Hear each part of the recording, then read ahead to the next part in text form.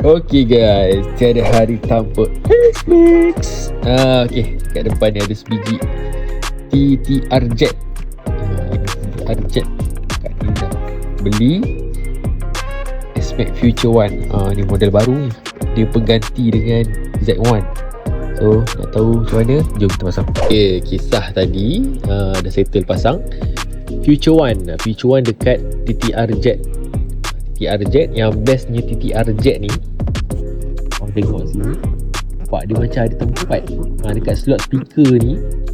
Ada, kira boleh tutup lah speaker ni. So tak adalah speaker korang jatuh. Lepas tu kita tutup aja pakai penutup dia balik. Settle.